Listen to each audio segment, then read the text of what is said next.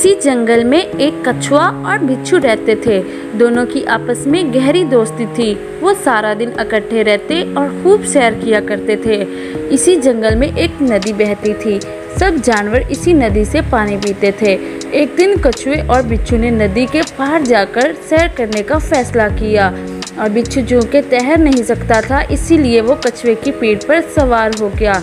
जो दोनों नदी अबूर करने लगे। बिच्छू को पहली मर्तबा दरिया की सैर करने का मौका मिला था, इसीलिए वो बहुत खुश दिखाई दे रहा था। जब वो दोनों नदी के दरमियान में पहुंचे तो कछुए को खटखट की आवाज़ सुनाई दी। इसे यूँ महसूस हो रहा था कि जैसे बिच्छू किसी चीज़ से इसकी पीठ पर ज़रबे लगा रहा है। कछुआ कुछ देर आवाज़ पर गौर करता रहा, मगर जब मामला इसकी समझ में ना आया तो इसने बिच्छू से पूछा कि बिच्छू भाई, ये आवाज़ कैसी है। बिच्छू बोला, तुम फिक्र ना करो मेरे दोस्त, मैं तुम्हारी पीठ पर डंक मार रहा हूँ। कछुआ हैरत से बोला, हम दोनों तो बहुत अच्छे दोस्त हैं, फिर तुम ऐसा क्यों कर रहे हो। बिच्छू हंसते हुए जवाब दिया, क्या करूँ दोस्त, डंक मारना मेरी आदत है।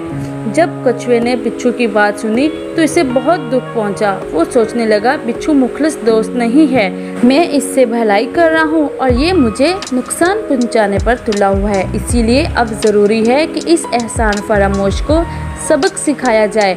ये फैसला करते ही कछुए ने पानी में गोता लगाया और बिच्छू डूब जाने के खौफ से चीख कर बोला, ये तुम क्या कर रहे हो मेरे दोस्त, इस तरह तो मैं नदी में डूबकर मर जाऊंगा। कछुए ने बेपरवाही से जवाब दिया, दरअसल मैं अपनी फितरत के हाथों मजबूर हूँ, पानी में गोता लगाना मेरी आदत है। ये कहकर कछुए ने एक लंबा गोता लगाया और बिच्छू नदी के गहरे पानी में डूब गया और इसी तरह उसने अपने किए की सज़ा मिल गई। तो प्यारे बच्चों, इस कहानी से हमें ये सबक हासिल होता है कि जैसा करोगे वैसा भरोगे।